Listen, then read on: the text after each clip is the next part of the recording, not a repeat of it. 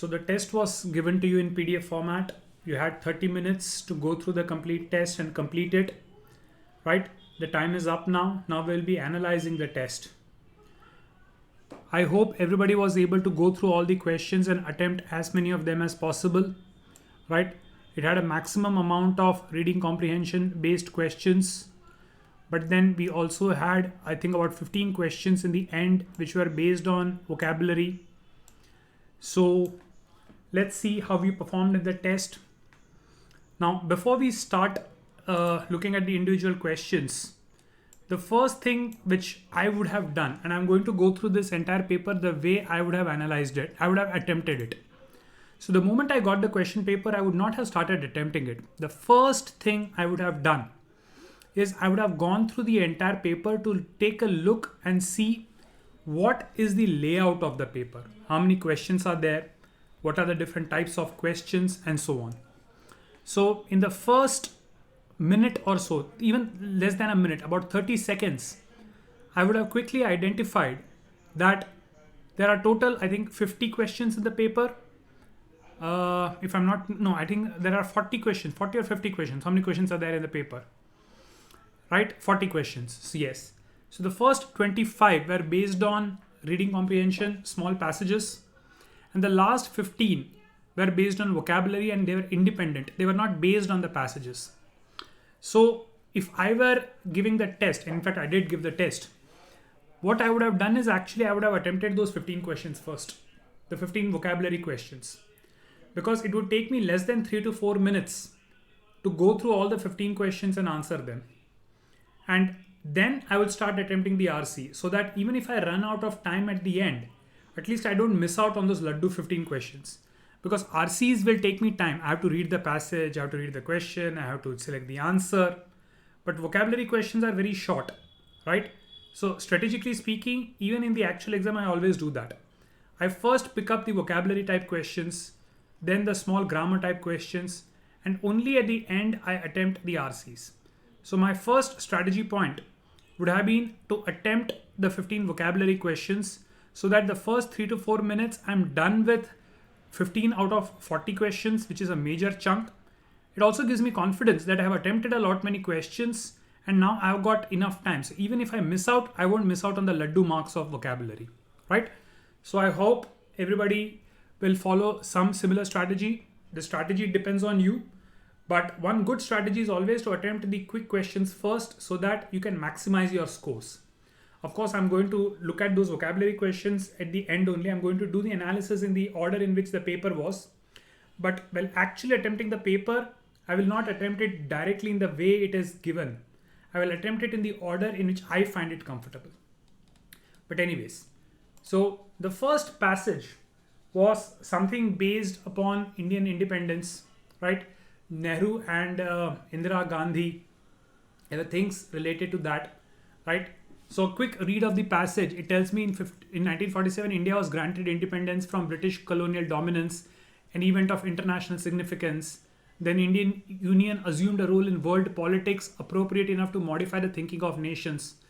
We added words like non-alignment, tolerance, non-violence, peaceful coexistence to the international vocabulary. Nehru said, our dreams concern India on the eve of achieving freedom.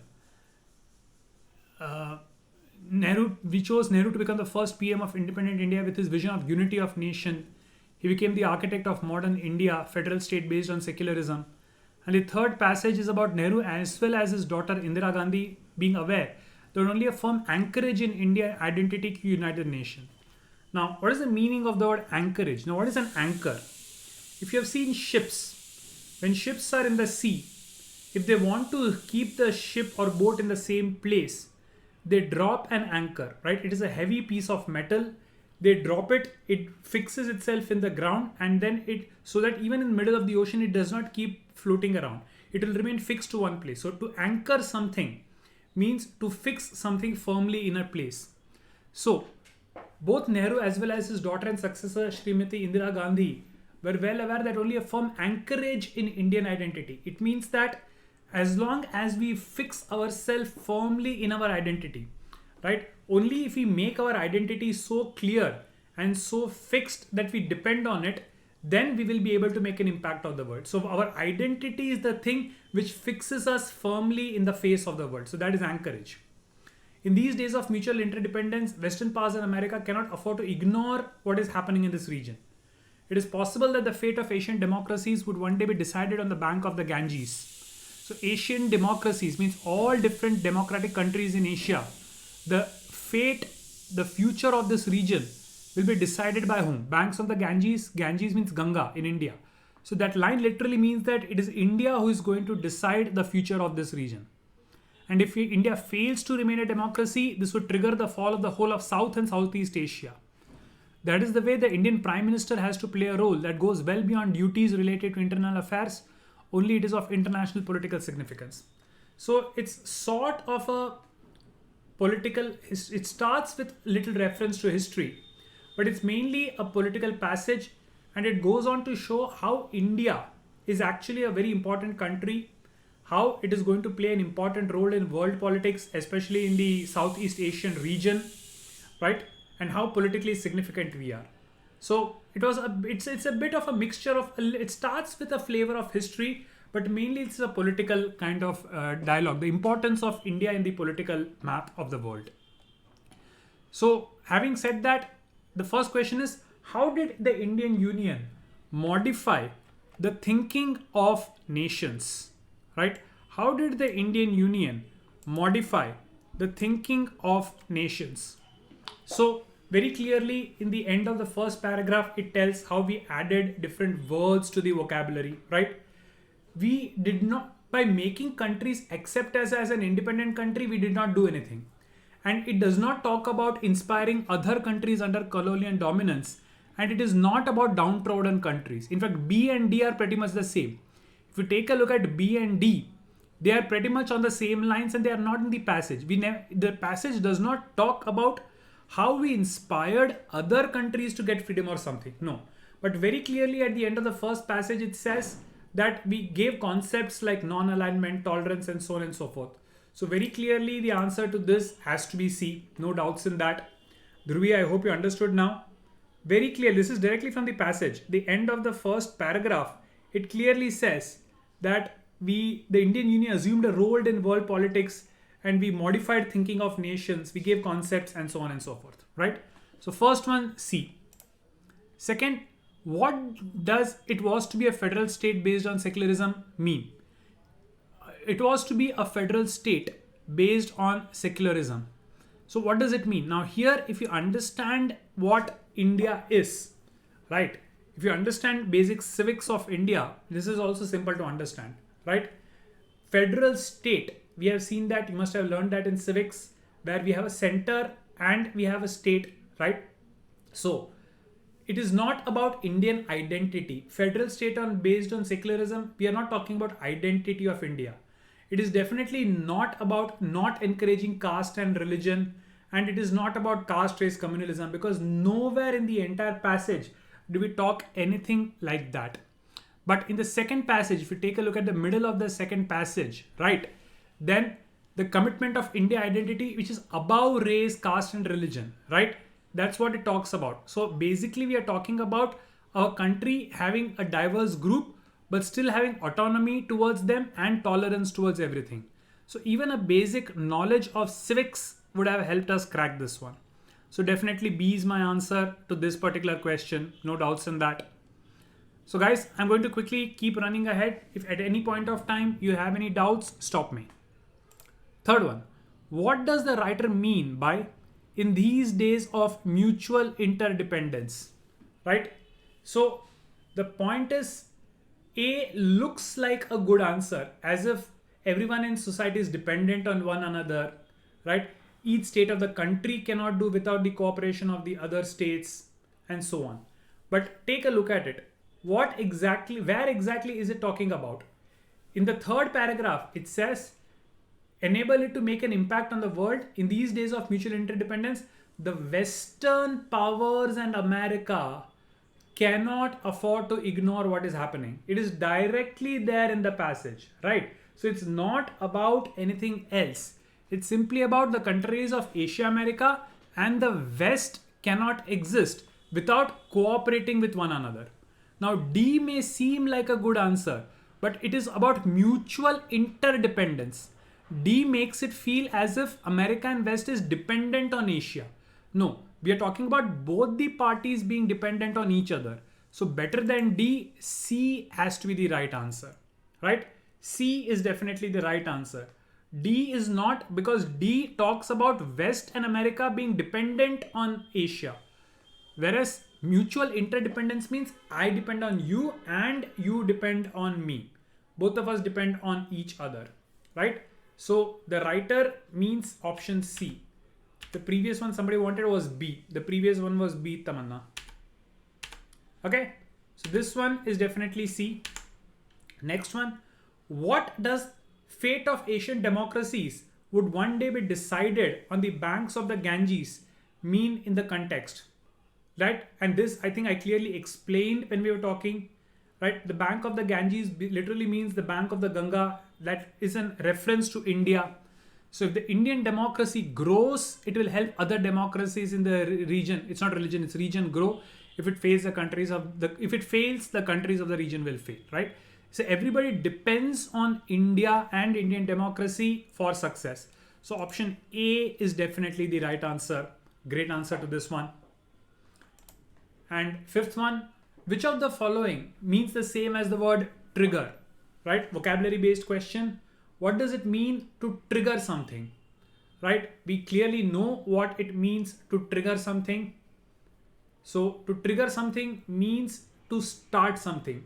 Kisi ko chalu karna, right? A spark which starts something. So in this case, it is definitely to bring about, right? To trigger something is definitely not to prevent or fail. And trigger literally means जो बंदूक में होता है जिसको दबा के गोली छूटती है. So when you start something, when you cause something to happen, that is when you are triggering something. You are making an event start, right? Okay. So fourth one somebody wanted was A. Fourth one was A, Akash. Zarna, fourth one was A. Did everybody get the fourth one? Okay. And fifth one, trigger means to bring about. I think everybody got this one also. So I think a relatively simple first paragraph, right? This you should have been able to solve in under, let us say, 3.5 minutes. And each of the question you should have got at least 3, if not more, right? 3 is the bare minimum I'm looking at as a score in this passage. 5 out of 5 is also very much possible, but a bare minimum has to be 3. Anything less than 3 and it is a bit of a trouble. It's a bit of a worry for me. If you have got 3 and above, then that's fair enough. So moving on, yes, Millie. Moving on to the next passage. Now this passage was a pretty interesting one, right? I think there is an Indian equivalent. I think Mr. Natwarlal or something, con artists. So this is about a Scottish actor who discovered he could make a very good living selling things that didn't belong to him, right? He was a con man. So he was sitting in Trafalgar Square in London. He saw an American tourist. He introduced himself as a guide and explained the history. Then he said that Britain was heavily in debt and they were willing to sell. So he actually acted as if he was the official salesman, and the American paid £6,000 to actually buy that place, right?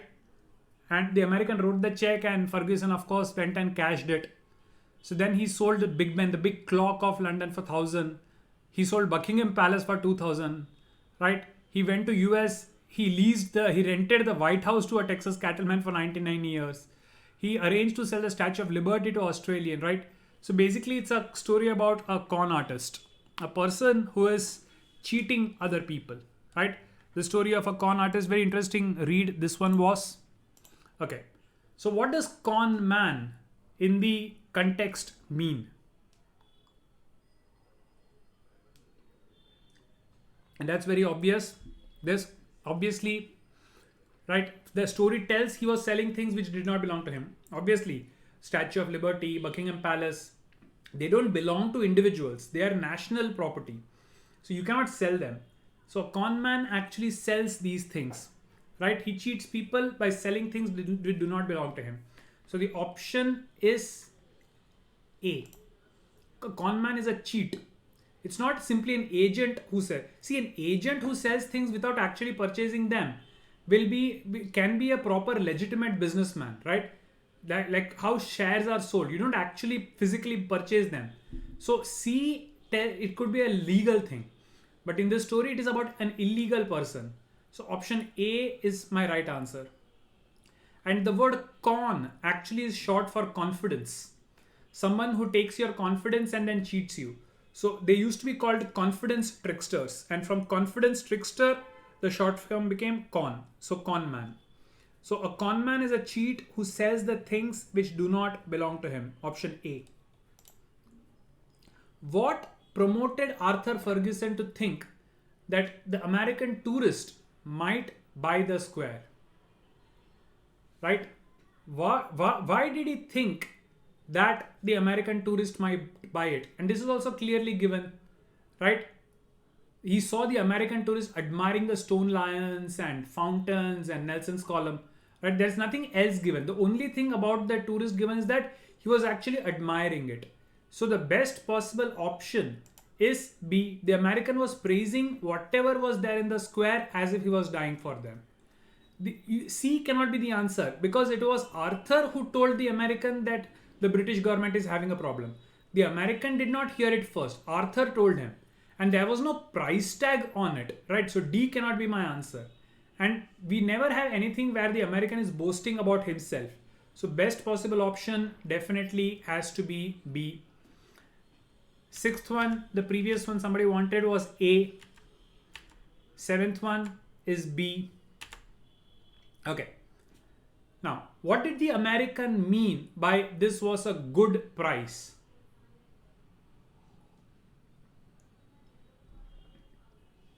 This is pretty straightforward, right? See, B and D, they are the same. That it was quite costly or that it was high but he could afford it. More or less they mean the same thing. So B and D automatically get eliminated. And if it was not something which was cheap, then the person would have actually bargained, right? But in the story, we never hear him bargain. The moment he says 6,000, the person immediately pays by check, and you will immediately pay for something only when you think that it is cheap. So obviously, when the American said that it was a good price, he thought that it was a cheap price. If it is costly or moderate, you will try to bargain. But the story clearly points out he never tried to bargain. He directly paid for it. That means he thought that it was quite cheap. Straightforward. So Millie, you are thinking about 6,000 isn't cheap. What do you think he's buying? Millie, what do you think he's buying? Do you know how big Trafalgar Square is? Do you know how big Trafalgar Square is? How big it is? It's almost like saying मैं आपको CG Road बेचता हूँ 6,000 में. Do you think if somebody sells you CG Road for 6,000, then it is cheap? Yeah. So 6,000 is pretty cheap for a piece of real estate, especially in London, Great Britain, right? So cheap, good price, definitely. See, anything other than cheap, you will bargain. Here he never bargained. So obviously he thought it was cheap. Straightforward. Sonia, in this particular context, look at it. If he thought that it was moderate or expensive, you will never say that something expensive is a good price. And even if you think it is moderate, you may still try to bargain. But here, the moment he was given the price, he said, oh, it's a good price. And he immediately paid that money. What else could it mean except that it is cheap? Do you get that, Sonia? A good price for a buyer is always a cheap price, right? Especially when you don't want to bargain. Okay. Why would a company dismantle the square?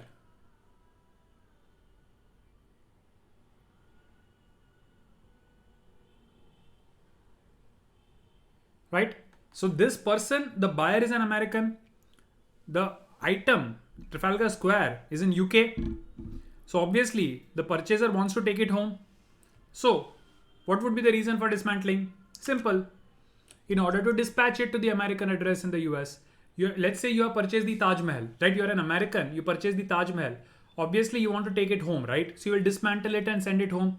So here also the purchaser was from the US, the item is in UK. So what was the kahani he gave? Okay, the experts will come, they'll dismantle this place and send it to you. That's the story that he fed. So C. And how do you think Ferguson managed to sell so many important properties in the US and Britain?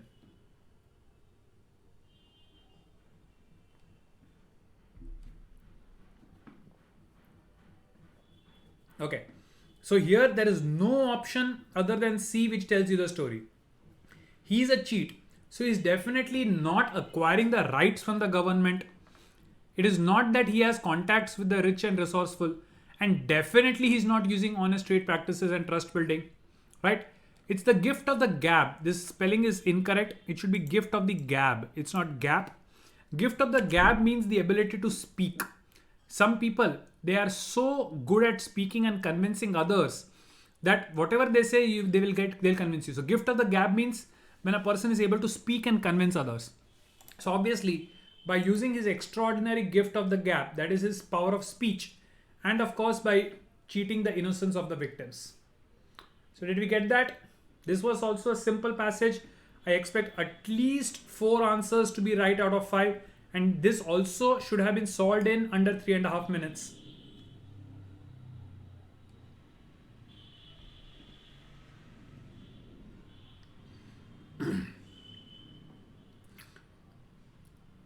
Right? So with good practice, 3.5-4 minutes, you should have been able to crack this passage. Easy one. I saw a few spelling mistakes in that, but that's fine. It did not make the passage unreadable. Chalo. Next one. Now coming to India. Right, we're talking about Mr. Nandan Nilekani, one of the co-founders, one of the 7 co-founders of Infosys. Right?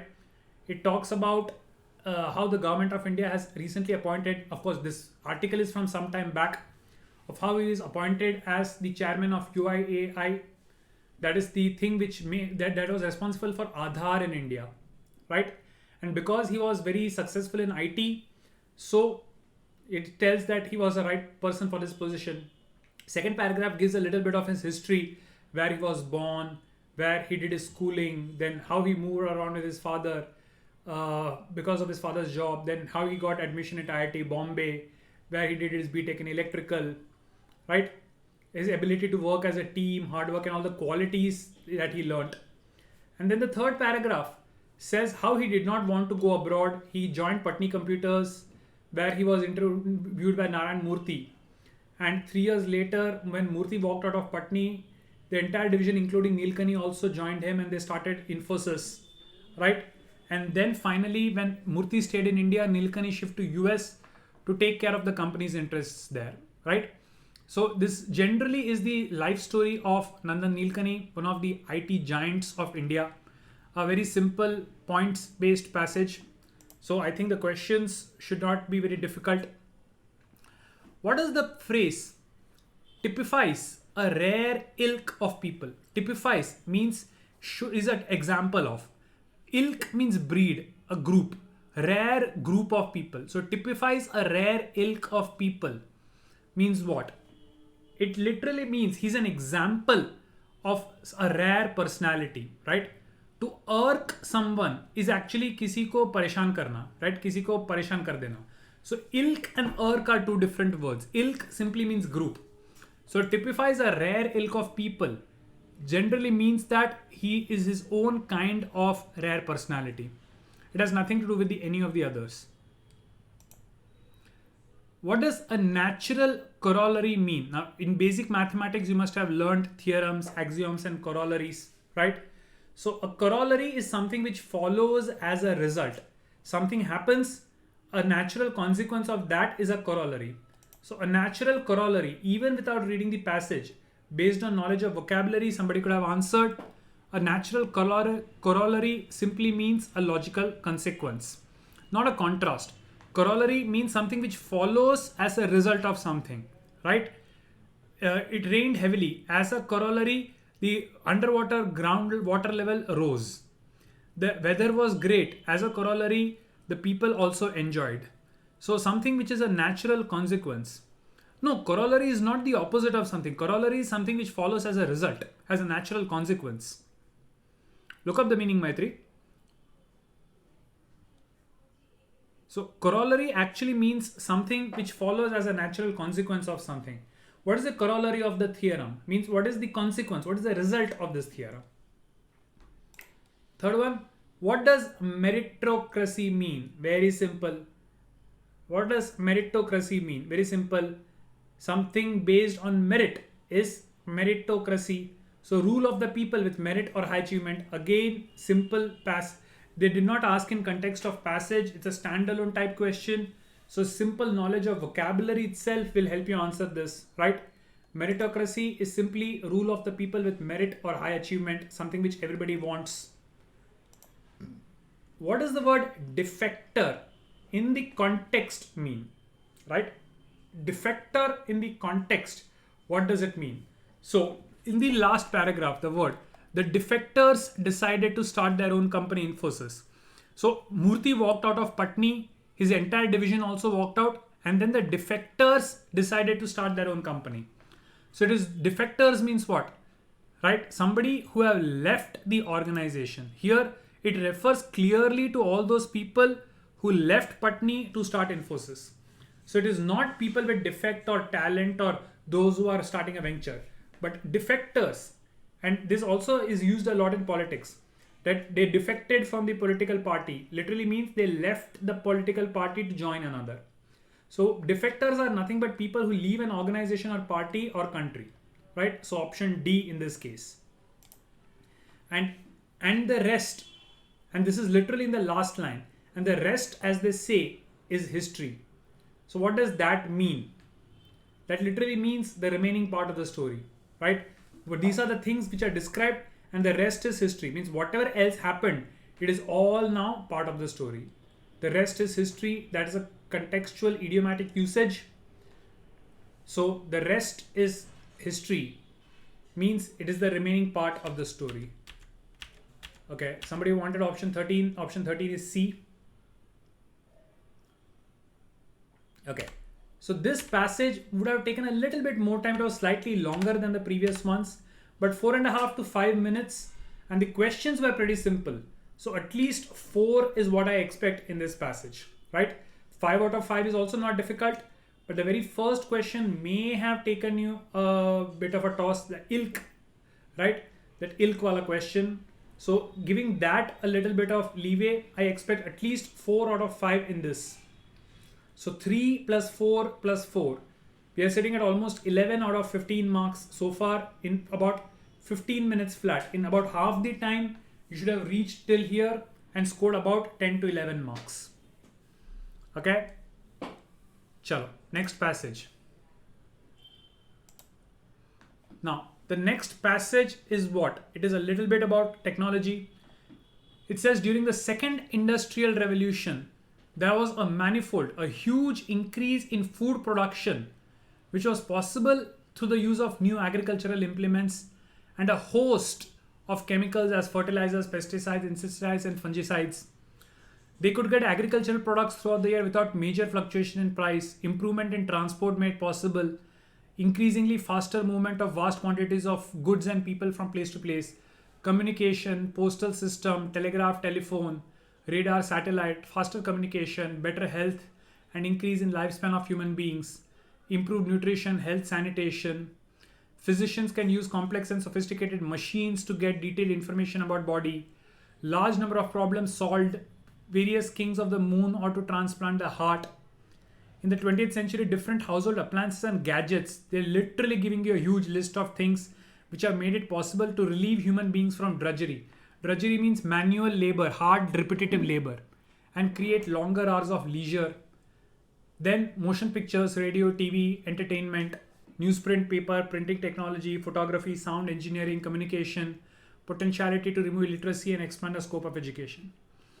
So the passage is basically about technology, how first technology improved basic requirements like food, went on to communication, then how daily activities were made simple because of gadgets, and finally how entertainment also was affected. So Shubhankar, the time which I'm giving you, yes, that's the time for reading the passage and for solving the questions. right? You can take maximum a minute more than what I said, but definitely not more than that. So this seems like a very descriptive passage. Let's see the questions. How did improve storage facilities help the farmer and the consumer? I think even without the passage, we know that if we can store it better, then I can, whatever excess I produce, I can store without it getting spoilt. So throughout the year, I can sell it. So obviously B, no doubts in that. D. Now why D? Farmers could get better produce for products and consumers could get a constant supply of grains throughout the year. Is that what it is talking about?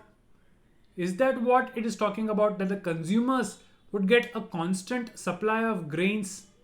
Or is it that there was C, they could get agricultural products throughout the year without major fluctuation in price, improvement in transport, blah blah blah blah blah blah blah blah blah, right? So it's a toss between B and C. It's actually a toss between B and C. It could be B, it could be D, sorry. It could be B, it could be D, either one of them.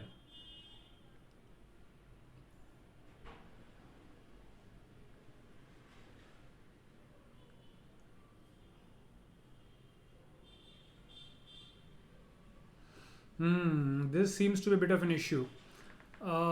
B says they could produce surplus crops without the fear of spoiling and consumers could get cheaper products throughout the year. Okay. D said farmers could get better price for products and consumers could get a constant supply of grains. Where are they talking about better price?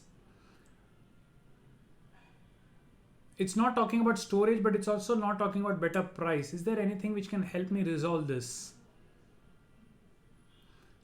See, A is not my answer, C is not my answer, right? A and C are definitely not my answer.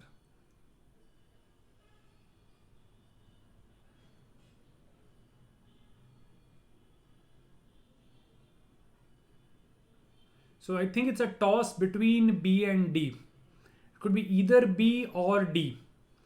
Is there anything which talks about spoilage of goods? No, but price, yes. So guys, I think I'll change my answer here. The better option here definitely would be D. Because it's not talking about spoilage of goods, but it's definitely talking about constancy of prices. So I think, yes, I would go with D as the better option. I'd go with D as the better option. Because it's not talking about spoiling of goods, but it's definitely talking about prices. So D is a better option, I guess, than B. D would be a better option.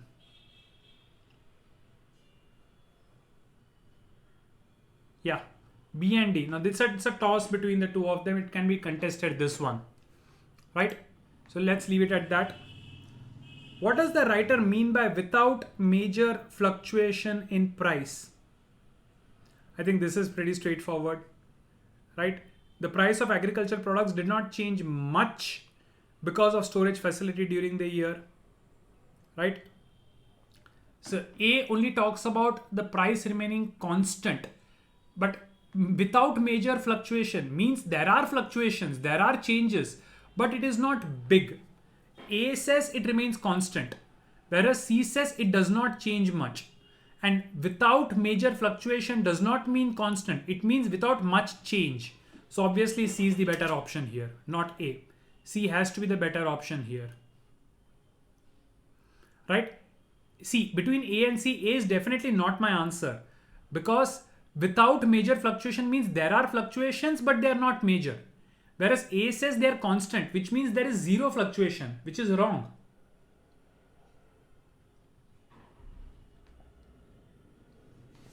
Okay. Okay. Sophisticated machines. Oh, I don't even need much here. Straightforward. Sophisticated machines means modern and complex machines. No doubt in that. The writer talks about a lot of progress and development resulting in a lot of comfort.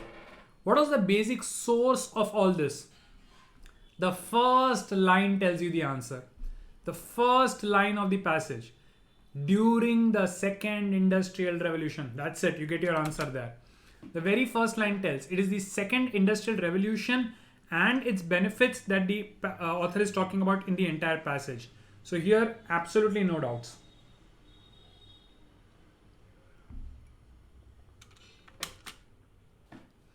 What in the present context do the words to relieve human from drudgery mean?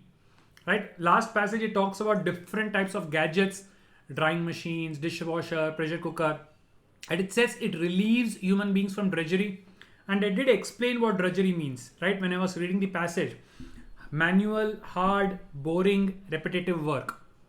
So from boring, hard work, these machines they help. It's not as if they relieve you from a life of misery, right? And they don't enslave or make life boring, but it is actually freeing you from all that. So obviously A is the answer. There's absolutely no doubt in this.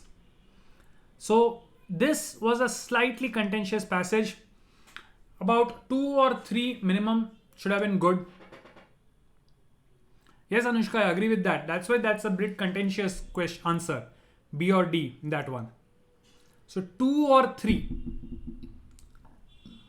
18th one, somebody wants. 18th is D for Delhi, Anush.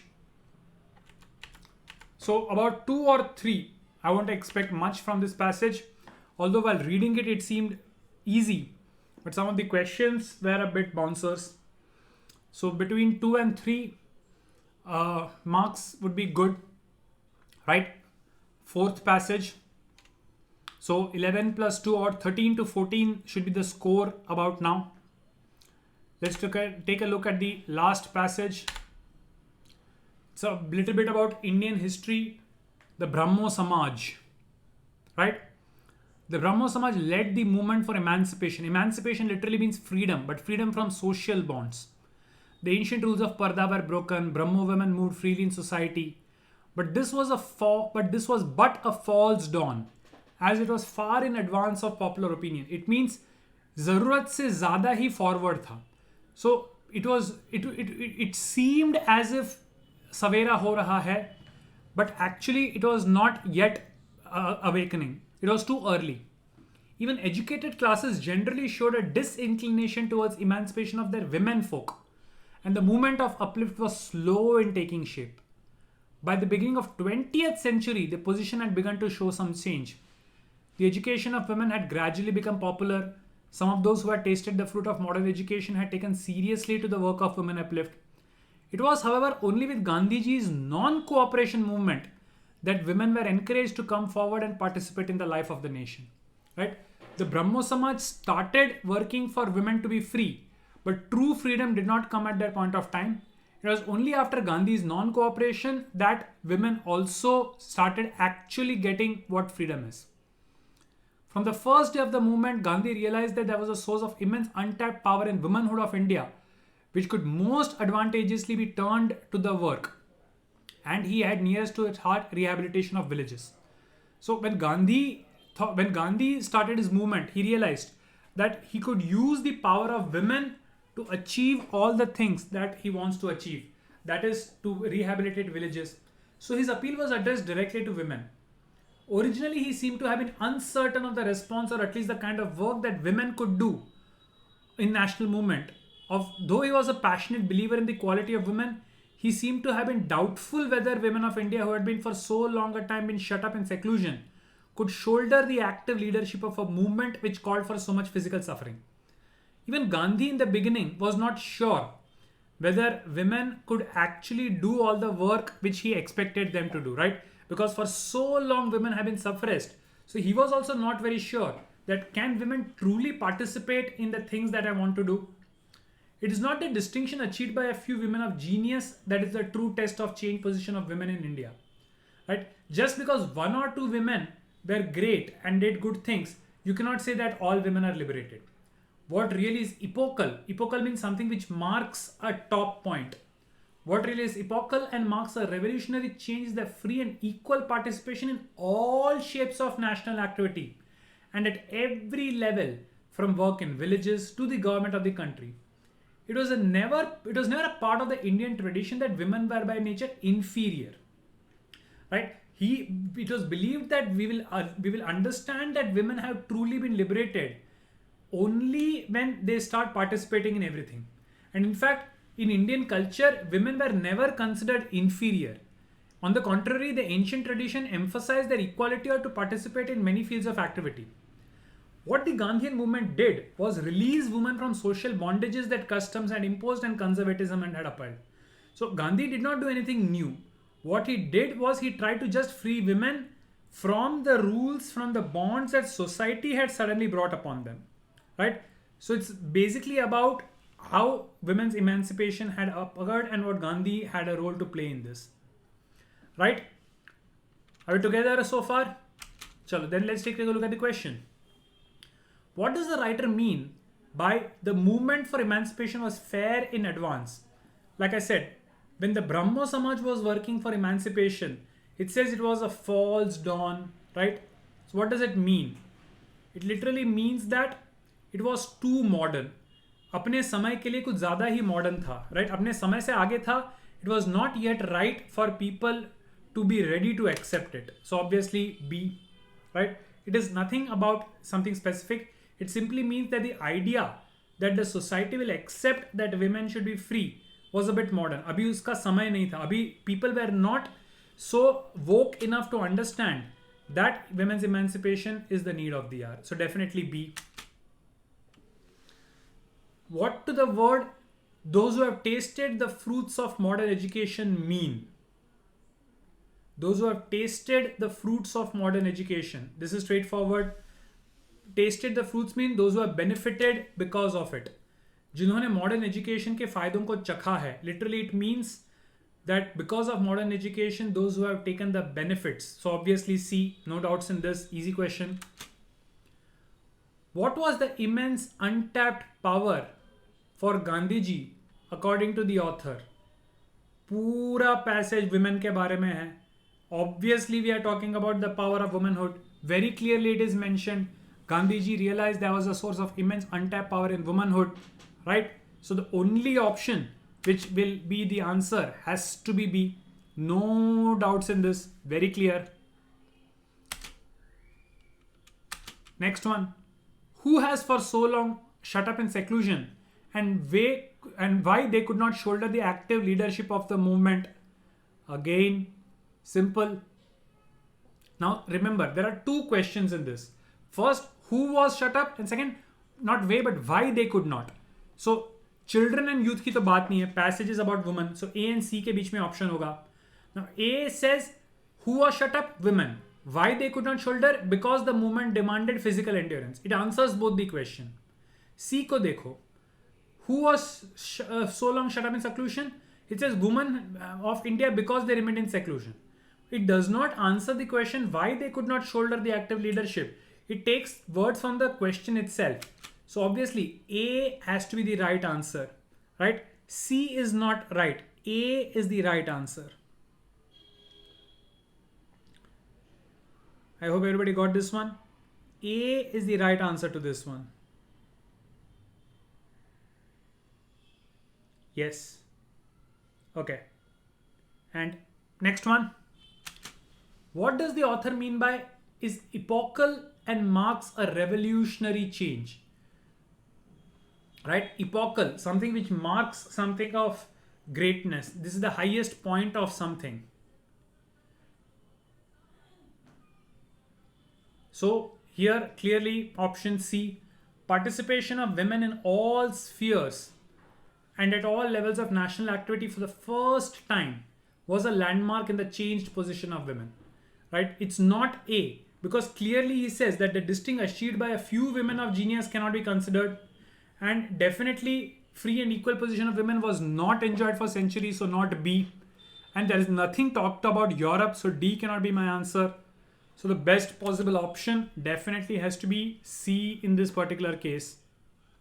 So this definitely was an easy passage, although a couple of words here and there may have been difficult.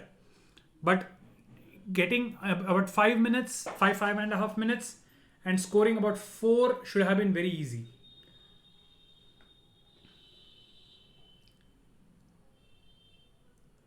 Manush, where isn't there a mention about physical?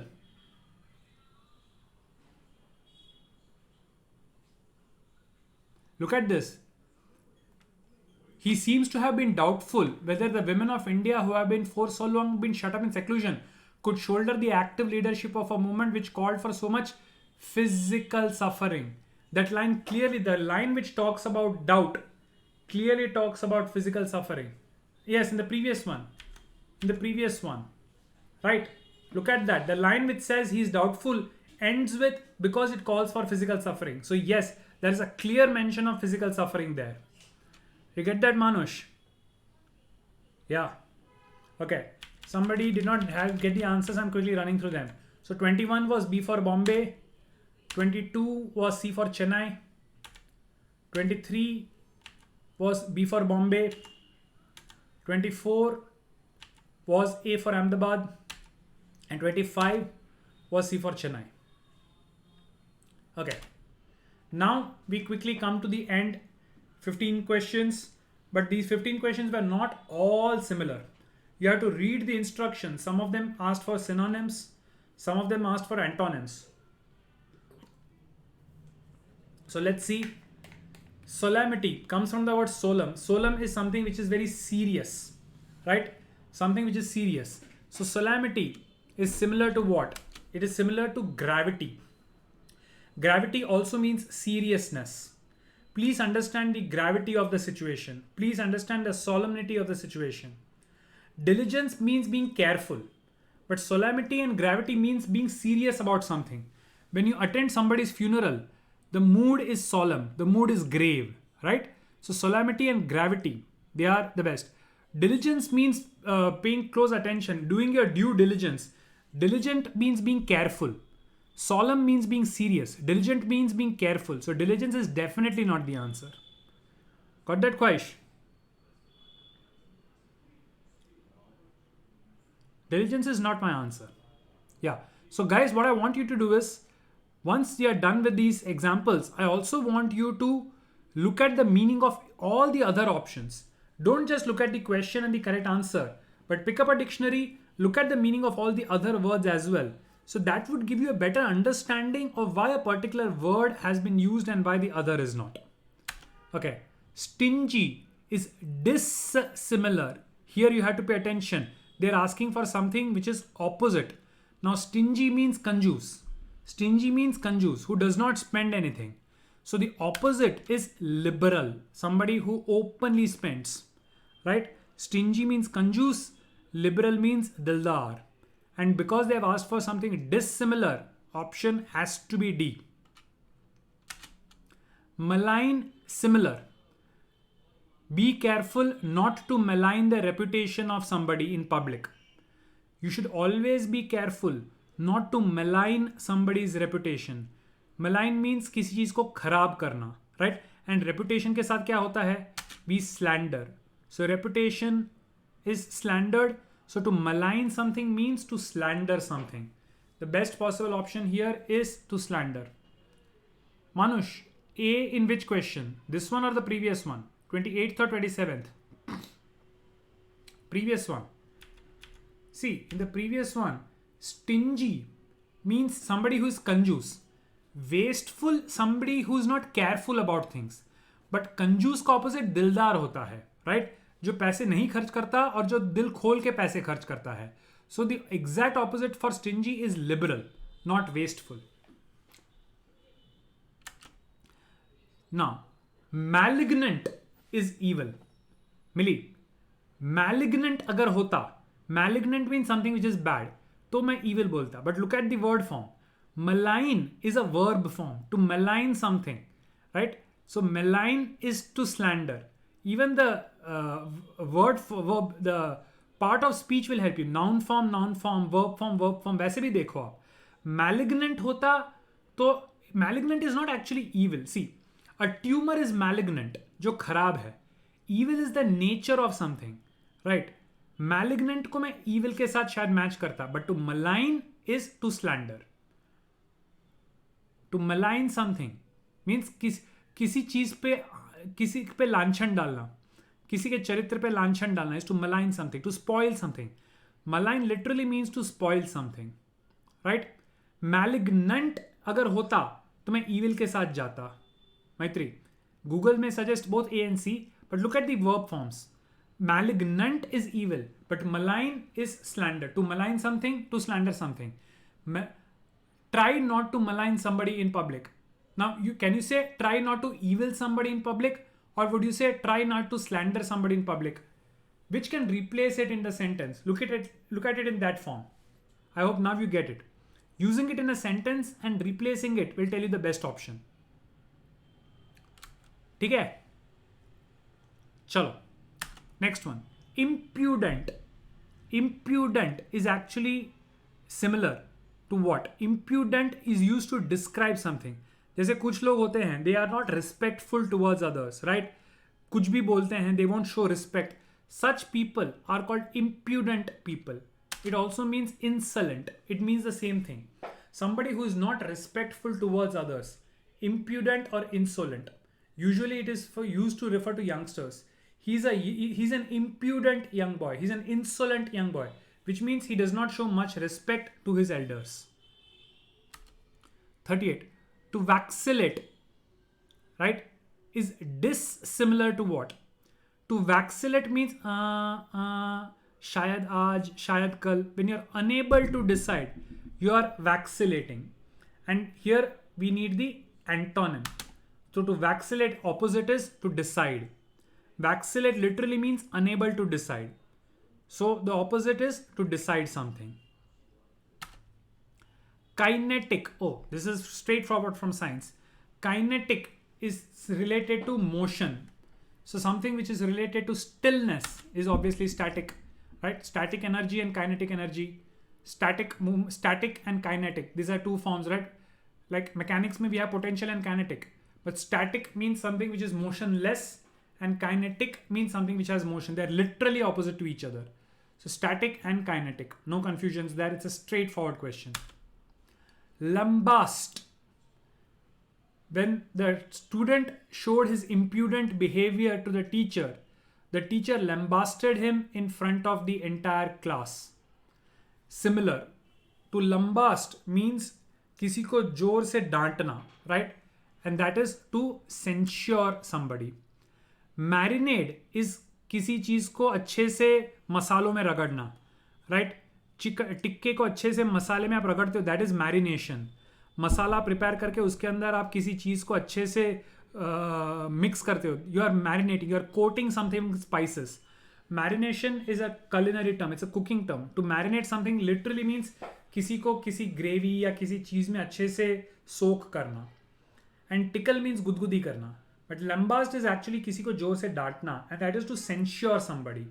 So to lambast means to censure. Yes, Aditya, it's used in cooking, not just fishes. It's used in cooking. Before किसी चीज टिक्का को पकाने से पहले उसको जो मसाले में पूरा करते हैं, that is called marination. Yes, to censor something is to edit something. Censor something is to edit something. Censure something means to किसी को डांटना, right? He was publicly censured by the teacher. यानी publicly उसको डांटा गया. To censure means to डांटना. Censor simply means to edit. Okay. Kowtow. Very interesting word. To kowtow to someone is किसी के आगे जी हुजूरी करना, right? हाँ साहब, जी साहब, हाँ. किसी की जी हुजूरी करना is to kowtow. But we are asked something which is dissimilar. तो अगर आप किसी की जी हुजूरी करते हो, उसका opposite is publicly किसी को snub करना, right? To snub somebody, किसी को publicly ridicule करना is the opposite of kowtow. Kowtow is जब आप झुक के सामने वाले की जी हुजूरी करते हो, like we call it चाटना. उसके opposite is publicly किसी की उतारते हो, right? You snub somebody in public. So the opposite of kowtow is to snub. Rudimentary means basic. The ability to add numbers is a rudimentary skill. The ability to read is a rudimentary skill. Rudimentary simply means basic. So here it is similar to primitive. Rudimentary here is very similar to primitive. Pitched is they fought a pitched battle, right? In the Kurukshetra was a pitched battle between the Kauravas and the Pandavas. So pitched means extremely hot. The cricket match between India and Pakistan is always a pitched battle. So pitched means heated, extremely josh wala, garmi wala, right? Something which is very exciting, which is very active, which is very energetic, which is very lively. So pitched means something which is very heated, some josh wala. Dhruvi, do you get that? To pitch means to present. Yes, Namra. So you have to be very careful. To pitch, the investor, the entrepreneur pitched his plan before the investors. To pitch something means to present something, but pitched from these options it means heated. So this is English. The same word can have multiple meanings. तो दिए हुए options में similar वाला कौन सा निकलता है? So इन दिए हुए ऑप्शंस में से पिच्ड का सबसे सिमिलर मीनिंग हीटेड निकलता है. ठीक है? ओके. टेपिड. टेपिड इज ना बहुत गर्म ना बहुत ठंडा. It's like lukewarm. So dissimilar opposite is scalding. Scalding means जलता हुआ hot. Something which literally burns you. This water is scalding hot means अगर गिर जाए तो जला देगा. टेपिड मीन्स एकदम ढीला ढेला. Scalding means very hot. So tepid and scalding are opposites to each other.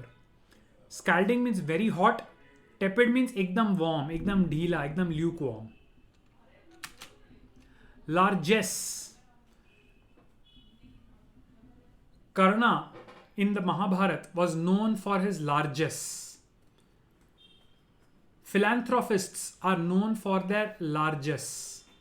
So largesse means when you give a lot to people, that means you are having largesse. So it literally means your generosity. Largesse literally means your generosity, right? Insidious. It is insidious to take advantage of the poor, right? Insidious. It is insidious to take advantage of the poor. Or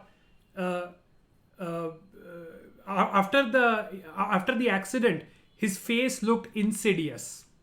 Insidious means something very bad, something disgusting.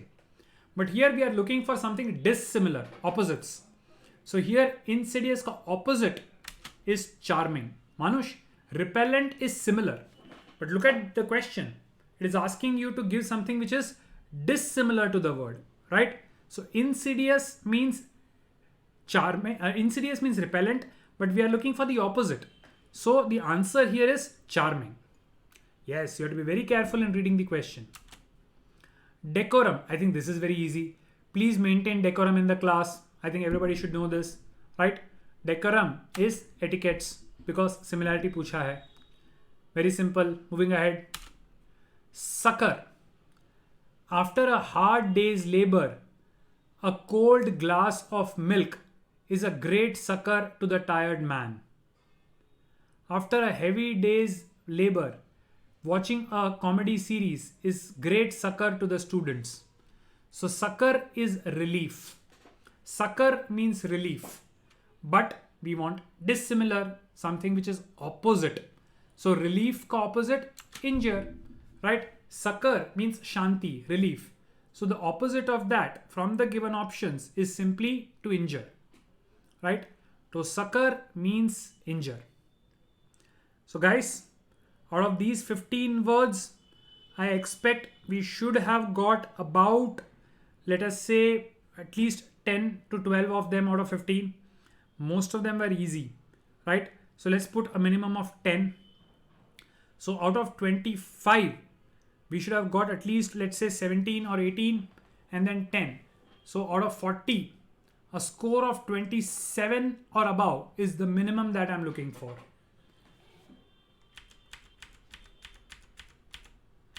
Out of 40, a score of 27 or above is what I'm looking for. So guys, this paper was a relatively simple one, right? Although there were multiple passages, but most of the passages were easy. The vocabulary based questions were also easy. You should have been able to complete this passage in less than 30 minutes, right? Although there are 40 questions, ideally if you can crack it in 25 to 27 minutes and if you're able to score at least 27 and above, then you are in a decent position. I will not say excellent, but you are in a decent position and you can be continuing in the same method. If you have scored anything less than 25 or 23, then you need to take a look. Where are you lacking? Is it vocabulary problem or is it a reading comprehension problem? And many of you guys would have lost marks in the last 15 questions if you fail to read it properly, right? कहीं पे similar था, कहीं पे dissimilar था, and if you did not read the instructions properly, you might have ended up marking the wrong answers. So guys, how was your performance? Right? Yes, Aditya. So guys, strategy. Let's take a look at a bit of a strategy now. In this particular paper, I would have spent the first 3 to 5 minutes in attempting the 15 questions, right? Once I'd finished those 15 questions, I would have gone back to the passage, right? And then attempted the passage. I would have learned from this particular exercise that I cannot make the mistake of not reading the question properly. I cannot make the mistake of not reading the question properly, right? In a haste of marking the answer, if I fail to understand whether I have to mark the synonym or the antonym, then it is useless. Even if I know the word, I know the answer, but I marked the wrong one because I did not read the instructions, it's useless. And those last 15 questions were laddu. 10-12 marks was absolutely simple in that. So learning from today's exercise, right? 1, make sure you're reading the questions very properly. 2nd, vocabulary is always important, even when it comes to questions of reading comprehension. 3rd, maximize your score. Nobody is going to ask you whether you scored the 15 marks in vocabulary or RC. And scoring 15 in vocabulary is way faster than that. So for those who actually missed a few questions because of time, let this be a lesson. In the exam, you always need to maximize your score, right? So go for the questions which are going to give you the maximum marks in the minimum amount of time. And finally, never take a risk. If you are not sure and you know there is negative marking, do not touch that question, right? You will have lost a lot of marks due to negative marking. Not marking it gets you 0, but negative marking puts you in a problem. So I hope everybody has learned these things today. Yes. So I think, guys, the work which I want you to do now is in the vocabulary and also from the passages, go back, open a dictionary, read all the words other than the ones which we have as the question and the answer. Right? Look at the options. If there are any questions, you can ask now. Else we are done for the day. Wish you all the best. You may exit the session. I'm sticking around for some more time. If there are any questions, you may ask them now.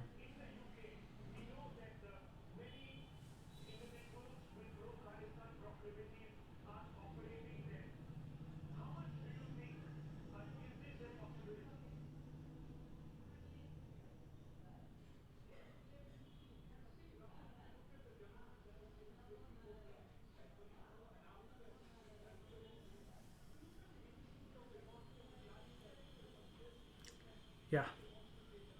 Same year test, yes.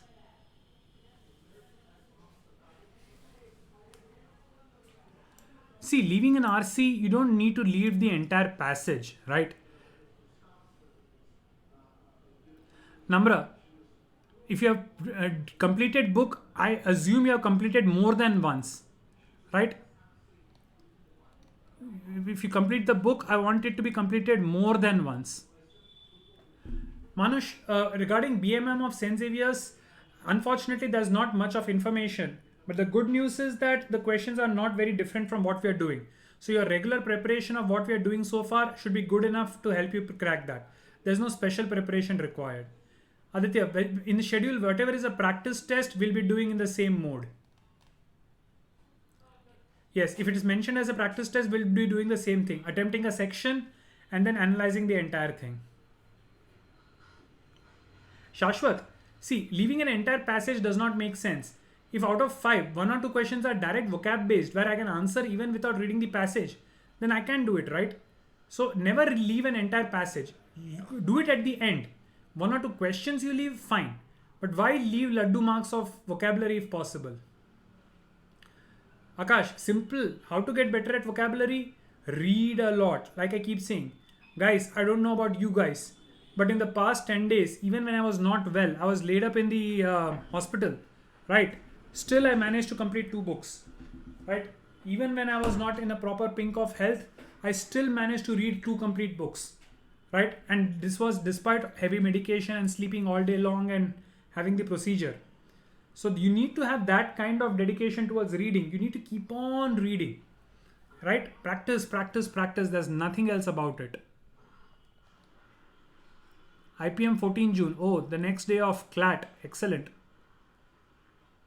Shubhankar, yeah, these are all CLAT type passages, very similar to CLAT. No. These are very similar to CLAT. CLAT will have a lot of passages like this. Don't worry.